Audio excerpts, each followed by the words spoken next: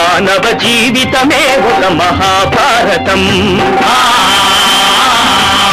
మానవ జీవితమే ఒక మహాభారతం. అది మంచి చెడుల రెంటి నడుమ నిత్య ఘర్షణం. మాతృదేవోభవ. తల్లిన్నమ్మినవానిగెన్నడైనన్ తబ్బిబ్బులంచుండునే హృల్లీలాభువనైకమోహనముగా హేలా విలాసమ్ముగా కల్లోలాబ్ధితరంగరంగములుగా కంజాక్షునేత్రాలుగా వల్లీలాస్యముజేజవే సభను భావప్రౌఢిమశబ్దముల్ తల్లిన్నమ్మినవానిగెన్నడైనన్ తబ్బిబ్బులంచుండునే.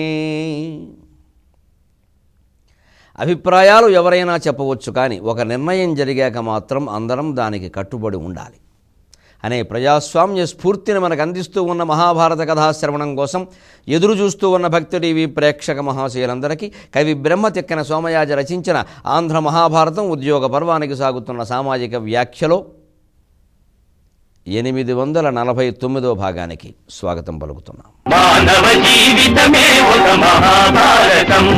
అది మంచి చెడుల రెంటి నడుమ నిత్య ఘర్షణం. నకులుడు కూడా తన అభిప్రాయం చెప్పడం పూర్తయ్యాక వరస ప్రకారం సహదేవుడు లేచాడు. వీళ్ళ క్రమశిక్షణ బంగారంగా అన్ని చోట్ల ఇదే పద్ధతి. అన్నం తిన్నా ఇంతే, నీళ్ళు వేసుకున్నా ఇంతే. చివరికి పాండవులంటేనే క్రమశిక్షణ. మళ్ళీ ఇందులోనే సర్వస్వేచ్ఛ. ఎవరి అభిప్రాయాలు వారు హాయిగా చెబుతారు. అన్నగారిని ఓ మాట అనాలంటుంటే అనేస్తారు, కానీ ఆయన చెప్పిన దానికి కట్టుబడి ఉంటారు. వీళ్ళు నిజంగా రాజకీయ పార్టీలు బాగుండాలి, తద్వారా సమాజం బాగుండాలి అంటే ఈ క్రమశిక్షణ నేర్చుకోవాలి. పార్టీ సమావేశంలో మీరు ఎన్ని అభిప్రాయాలైనా చెప్పండి. ఎవరిని, ముఖ్యమంత్రిని, పిసిసి చీఫ్ని, ఎవరినైనా ఆ పార్టీ నాయకుడిని మీరు విమర్శించండి, తప్పులేదు. అదో పద్ధతిగా, మర్యాదగా, ఏదో తిట్టుకోవడం కాదు. కానీ అక్కడ అంతా కలిసి ఒక నిర్ణయం తీసుకున్నాక దానికి కట్టుబడి ఉండాలి. మళ్ళీ బయటకు వచ్చి ఇంకా ఇది మేము ఒప్పుకోలేదండి అయినా కానీ తీర్మానం చేశారని మాట్లాడవద్దు. అక్కడ నువ్వు స్వార్థానికి లోనవుతున్నట్టే లేక మేము ఒప్పుకున్నాం, మేము దాన్ని పాటిస్తాం. మీకు ఇష్టమైతే ఓటేయండి, లేకపోతే లేదు అన్నట్టుగా ఉండాలి. పార్టీలు అధికారకాంక్ష లేకపోతే ఇలా చేయగలరు. ఇది మా నిర్ణయం, మీకు ఇష్టమైతే ఓటు వేయండి, మేము అధికారంలోకి వస్తాం, లేకపోతే లేదు, మాకు అక్కర్లేదు అధికారం. అలా అని చూడండి. అటువంటి వాళ్ళనే ప్రజలు ప్రేమిస్తారు. తర్వాత కాస్త ఆలస్యం అవ్వచ్చు, కానీ మన నాయకులకు అలా ఉండదు. వచ్చే ఎన్నికలే ముందు నెగ్గిన ఎన్నికలు అక్కర్లేదు. ఇంతకాలం ఈ ప్రవృత్తి ఉన్నంతకాలం ప్రజాస్వామ్యం బాగుండదు. నువ్వు వేసినా వెయ్యకపోయినా నా పద్ధతి ఇది.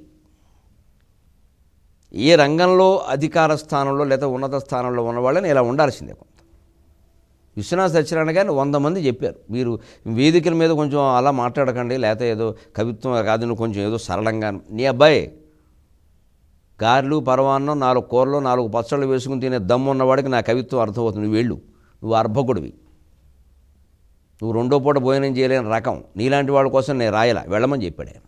ఏమిటి నష్టం జరిగింది ఆయన కవిత్వానికి? 200 పుస్తకాలు రాస్తే 200 మిగిలిన్నాయి. ఎక్కడికక్కడ అనుకూలంగా అన్ని ప్రభుత్వాలకి వంతపాటలు పాడేసిన వాళ్ళ పుస్తకాలు ఒక్కటి కూడా మిగలలేదు. వారి పేరు చెబుతున్నారు, పుస్తకం చెప్పట్లేదు ఎవడం. ఒక్క కవిత ఉటంకించిన వాళ్ళు లేరు, పేరు చెప్పుకోవడమే ఎంతసేపు. అదే విశ్వనాథ్ వారి విషయంలో అయితే అన్ని పుస్తకాలు మిగిలాయి. ఒక 100 పుస్తకాల పేర్లు చెప్తారు, 100 పద్యాలు కంఠస్థం చేసి అప్పగిస్తారు. ఒక పద్ధతి కట్టుబడి ఉండాలి. ప్రభుత్వాలకు కాదు మనం కట్టుబడి ఉండాల్సింది. కవులు ఎప్పుడు ప్రజలకు కట్టుబడి ఉండాలి, ప్రజాక్షేమానికి కట్టుబడి ఉండాలి. అదే మనం సాహిత్యం నుంచి నేర్చుకోవాల్సిన మాట. ఇక్కడ ఈ ప్రజాస్వామ్య స్ఫూర్తి ఎంత పరిడవిల్లుతోందో, సహదేవుడు లేచి ఇప్పుడు తన అభిప్రాయాన్ని ఎంత చిత్రంగా చెబుతున్నాడో చూడండి. స్వాభిమానం, వినయం 2 కలగలిపిన పద్యం ఇది. అన్నలు ఒక్క మాట వినండి. బావను హస్తినాపురము పంపెడిచో, ఈ మొదలుపెట్టేటండి పద్యం. బావ, భగవంతుడిని బావా అని పిలవగలిగిన వాళ్ళు ఈ పాండవులు ఎంత అదృష్టవంతులండి. ఇదే తెలుగుదనం. అదే ఇక్కడ దేవుణ్ణి బావా అని మొదలుపెట్టడం. ఆ మమకారం అంతా కనపడుతుంది. తెలుగు వాళ్ళలో ఒక గొప్ప ప్రేమించే లక్షణం ఏమిటంటే, ఏమాత్రం చుట్టరికం, పొరపాటున బీరకాయ పీచు చుట్టరికం ఉన్నా సరే 4 సార్లు బావా, మరదలు, వదిన, అక్క ఏదో పిలుపు ద్వారా దాన్ని శాశ్వతం చేసేస్తారు. ఆ కలుపుకుపోయే లక్షణం.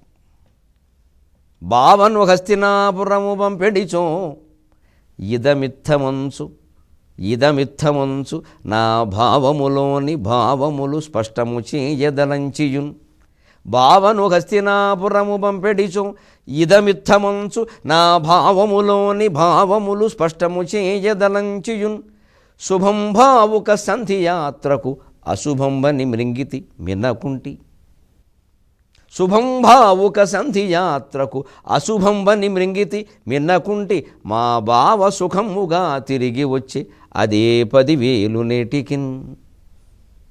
తెలుగు వాళ్ళు ఇళ్లల్లో మాట్లాడుకున్నంత సహజంగా ఉంటుంది కరుణశ్రీ గారి శైలి. బావను హస్తినాపురము పంపెడిచు, బావను హస్తినాపురం పంపిస్తూ ఉంటే నాకు తెలుసు ఏం జరుగుతుందో. ఆయన వెళ్ళడం వృధా అని తెలుసు, నాకు వాళ్ళు ఇవ్వరని తెలుసు. అంతేకాదు మనస్సులో ఒక గొప్ప శంక ఉంది, ఈయనేమైనా చేస్తారేమో అని. కానీ శుభం భావుక సంధియాత్రకు అశుభంబని మృంగితి, శుభవాన్ని బయలుదేరుతూ ఉంటే తెలుగు వాళ్ళ సామెతి, శుభం పలకరా సుబ్బన్న అంటే శుభవాన్ని బయలుదేరుతుంటే ఏమిటమ్మా అవంకర మాటలు. ఈ నమ్మకాలు ఉన్నాయి చూడండి. ఒక్కోసారి మేలు చేయొచ్చు, కానీ చాలాసార్లు కీడు చేసి బయలుదేరుతుంటే ఎక్కడికైనా అడగకూడదు, బయలుదేరుతుంటే ఎందుకు అనకూడదు, అసలు బయలుదేరడం వృధా అని చెప్పకూడదు, శుభమే ఆశించాలి. ఏం ఆశిస్తామండి, ఏం లేదే. శుభం పలకడం మంచిదే, కానీ కొన్ని సందర్భాల్లో నిక్కచ్చిగా చెప్పవలసిన చోట చెప్పాలి. అస్తమానం అవే మాటలు మాట్లాడద్దు మొహం ముడుచుకున్నట్టుగా. కానీ నిజాలు చెప్పవలసిన చోట చెప్పాలి. భారతదేశంలో ఉండే అభివృద్ధి లోపాలు చెప్పాల్సి వస్తే చెప్పకుండా అన్ని విధాలా వెలిగిపోతుంది. ఏ షైన్స్, ఇండియా షైన్స్. ఏమిటి షైన్స్? ఇప్పుడు కరెంట్ షైన్, నో షైన్స్. విద్యుత్ కూడా వెలగట్లా. అయినా ఏం చేస్తాం, మన చేతిలో లేదు కాబట్టి 4 జోకులు వేసుకుని ఏడుస్తాం. నేను మొన్న అమెరికాలో పర్యటిస్తూ ఉంటే ఎక్కడో ఇంట్లో రాత్రి పుస్తకం చదువుకుంటున్నా. భార్యాభర్త నాతో మాట్లాడుతున్నారు. 10:30 వరకు ఏదో మాట్లాడారు. ఇక వాళ్ళు మేము వెళ్ళొస్తాం, అవధాన గారు మీరు పడుకోండి అన్నారు. సరేనమ్మ కాసేపు నేను ఏదో చదువుకుంటాను, అలవాటు, చదువుకుని ఒక అరగంటలో పడుకుంటానంటే దానికి ఏముందాను. అప్పుడు పెడుతుంటే ఆ ఇంటి ఆయన అంటున్నాడు, అవధాన గారు ఇక్కడ మీరు పడుకునే ముందు లైట్లు అర్పాలంటే స్విచ్ దగ్గరికి వెళ్ళక్కర్లేదండి, ఇక్కడ దీపాలకి టచ్ సెన్స్ ఉంటుందండి. టచ్ సెన్స్ ముట్టుకుంటే, ఓసారి ముట్టుకుంటే వెలుగుతాయండి, రెండోసారి ముట్టుకుంటే కొంచెం ఇంకా కాంతిమంతంగా వెలుగుతాయి, మూడోసారి ముట్టుకుంటే ఆరిపోతాయి. ఎంత గొప్ప విషయం. సాంకేతికత పెరిగింది. అది స్విచ్ అక్కల, స్విచ్ ఉంటుంది ఉండడం, అంతవరకు వెళ్ళక్కల. ఊరికే ముట్టుకోవడం అంటే బల్బ్ ముట్టుకోకూడదు, బల్బ్ ముట్టుకుంటే మనం ఆరిపోతాం. పై డూమ్ ముట్టుకోవాలి. ఆ డూమ్ మీద కానీ స్విచ్ ఒక్కోసారి ఇలా ముట్టుకుంటే వెలుగుతుంది, ఇంకోసారి ముట్టుకుంటే బాగా వెలుగుతుంది, ఇంకోసారి ముట్టుకుంటే ఆరిపోతుంది. ఇప్పుడు వెలుగుతుంది కాబట్టి ముట్టుకుంటే ఆరిపోతుంది. అప్పుడు చెప్పింది ఇది చెప్పాక మరి తిన్నగా ఉండరుగా అమెరికా వాళ్ళకి కాస్త మాటి మాటికి ఇండియాతో పోల్చుకోవడం అలవాటు. అందుకని ఏమండి ఇండియా ఎప్పటికైనా అభివృద్ధి చెందుతుందండి ఇలాగా, మరి ఈ దేశంలో చూడండి ఇలా ముట్టుకుంటే చాలు ఇట్లా ఆరిపోతున్నాయి, ఇలా ఎప్పుడైనా అభివృద్ధి చెందుతుంది అంటే మరి నేనేం చేయను, ఇప్పుడు కరెంట్ లేదు. నేను అందుకని ఓ చెలోకి విసిరా, లేదమ్మా మా దేశం చాలా అభివృద్ధి చెందింది, మీకు అర్థం కావట్లేదు, మేము ముట్టుకోకుండానే అన్ని లైట్లు ఆరిపోతున్నాయి, ఎప్పుడు వస్తాయో కూడా తెలియదు మాకు. ఎవరు ముట్టుకున్నారో కనుక కరెంట్ పోతూనే ఉంది, వస్తూనే ఉంది, వచ్చిపోతుంది 5 నిమిషాలకు ఒకసారి. అంచేత మనం ఆ స్విచ్లు వాడడమే మానేసాం. ఊరికే గోడకు సున్నమెంతో ఈ స్విచ్ అంతే, ఉన్నా ఒకటే తీసిన ఒకటే, గుడ్డిగాను మూసిన ఒకటి తెరిచిన ఒకటి. అంచేత మాకు ముట్టుకోకుండానే అన్ని లైట్లు ఆరిపోతున్నాయమ్మా, మళ్ళీ ఎప్పుడో వస్తే వచ్చిందనుకుంటాం, పోతే పోయిందని కూడా అనుకోం మేము. ఇదివరకు వాన రాకడా ప్రాణం పోకడా అనేవారు, ఇప్పుడు కరెంటు రాకడా ప్రాణం పోకడా అని మార్చుకున్నామమ్మ సామెతని. ఈ అభివృద్ధి కావాలంటే మీ ఒబామా గారిని మా ముఖ్యమంత్రుల నుంచి నేర్చుకోమని చెప్పి, మా మంత్రుల నుంచి అని చెప్పి. మరి ఏం చేస్తామండి, కాందానికి ఒక చెలోక్తి విసిరైనా దేశాన్ని కాపాడుకోవాలి, కానీ దేశం బాగోలేదని ఇతర దేశాల్లో అంగీకరించకూడదు మనం. కానీ మన లోపాలు మనం సవరించుకోవాలి. అంచేది వెళ్ళేటప్పుడు మాట్లాడడం, వచ్చేటప్పుడు మాట్లాడడం, మంగళవారం పొద్దు శుక్రవారం పొద్దు ఈ విపరీతం కానివ్వకూడదు. ఈ నమ్మకాలు ఒకప్పుడు శుభం చేస్తాయి, మంచిదే. చెడు మాట్లాడలేకుండా చేయడానికి, ముఖ్యంగా పిల్లల్ని అపశకురపు మాటలు మాట్లాడకుండా చేయడానికి ఉపయోగిస్తాయి తప్పకుండా. వెనక మంగళవారం డబ్బు ఇచ్చేవారు కాదు, పుచ్చుకోవడం తప్ప, శుక్రవారం కూడా ఇచ్చేవారు కాదు. దానివల్ల కొందరికి డబ్బులు మిగిలాయి, కొన్ని బాకీలు తర్వాత తీర్దామని చెప్పేవాడు. ఇవాళ శుక్రవారం అండి, శనివారాలు బ్యాంక్ సెలవు, 3 రోజులు ఎగ్గొట్టేవాడు. అలాంటి పరిస్థితులు వచ్చాయి. అందుకని ఈ శుభంభావుక సంధియాత్రకు అశుభం అని మింగితి, ఇదమిత్తమని నా భావములోని భావములు స్పష్టము చేయదలంచియం. ఆ ప్రయోగం చూడండి, ఇదమిత్తమని అంటే ఇదం ఇత్తం సంస్కృతం మాటలు. ఇదం అంటే ఇది, ఇత్తం అంటే ఈ విధంగా. దాన్ని తెలుగులో తీసుకొచ్చారు, విశ్వనాథ వారు చేశారు ఆ పని, చాలా అందంగా చేశారు. రాముడు మొట్టమొదటిసారిగా శివధనుర్భంగం కంటే ముందు ఆ రాజమందిరంలోకి వెడుతుంటే ఇలా ఓసారి ఎందుకో అనిపించి అలా తల పైకెత్తాట. అక్కడ అంతఃపురం పైన ఆ బాల్కనీలో తిరుగుతున్న సీతాదేవి కనపడింది. బాపు గారు సీతా కళ్యాణంలో చాలా అద్భుతంగా తీశాడు ఈ దృశ్యాన్ని.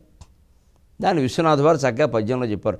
అది చూడగానే రాముడికి మనసులో ఏమనిపించింది, చాలా రామావతారానికి తగినట్టుగా ఉండాలి, ఉన్నతంగా, మరి చాపల్యంలా ఉండకూడదు. అలాగని ఏమీ చలనం లేదు అంటే మొగాడు కాకుండా పోతాడు. అందుకని ఇదమిత్తమని నిర్ణయింపగా రానిది ఏ కోర్కెయో రూపు గైకొన్న ఎట్లు, ఇంత అందంగా చెబుతారు ఆయన. సీతాదేవిని చూడగానే రాముడికి ఏమనిపించింది అంటే ఇదమిత్తమని నిర్ణయింపగా రానిది ఏ కోర్కెయో రూపు గైకొన్న ఎట్లు. మనకు కూడా గమనించండి, మొహమాటం లేకుండా ఒప్పుకుందాం, ఆడవాళ్ళకైనా మగవాళ్ళకైనా. బాగా అందమైనటువంటి స్త్రీని కానీ అందమైన పురుషుడిని కానీ చూసినప్పుడు సహజంగా వేరే స్త్రీలో కానీ వేరే పురుషుల్లో కానీ ఇదమిత్తమని నిర్ణయింపగా రానిది ఏ కోర్కియో రూపుగైకొన్న ఎట్లు. ఆ కోరిక ఏమిటో తెలియదు కానీ ఏదో ఒకటి అనిపిస్తుంది. దాంట్లో చెడు ఏమీ లేదు, కంగారు పడద్దు. మానవ సహజం, ఒక ఆకర్షణ. ఓసారి ఇలా రైలు ప్లాట్ఫారం మీద మనం వెళ్ళిపోతుండే ఏవో కొన్ని అందాలు కనపడతాయి, ఓసారి ఇలా వెనక్కి తిరుగుతాం, అంతే, అంతవరకే. ఇంక వెనకాల వెళ్ళి వెర్రి వేషాలు వేస్తే కుదరదు, అంతవరకే అయిపోయింది. ఓసారి చూసావు, రెండుసార్లు చూసావు, చాలు, మనసులో ముద్రపడింది, ఇంకోసారి ఆలోచించుకో, సరిపోయింది. అంతవరకే ఓ మంచి పూల మొక్కను చూసినట్టే, ఓ నదీ ప్రవాహాన్ని చూసినట్టే, దాని మీద పడుతున్న సూర్యుని వెలుగును చూసినట్టే, వెన్నెల వేళ చందమామ వెలుగును చూసినట్టే, ఓ అందమైన స్త్రీనో అందమైన పురుషునో చూస్తాం, ఇంకోసారి చూడాలనిపిస్తుంది, చూస్తాం, తల పక్కకి తిప్పుకుంటే వెళ్ళిపోతాం.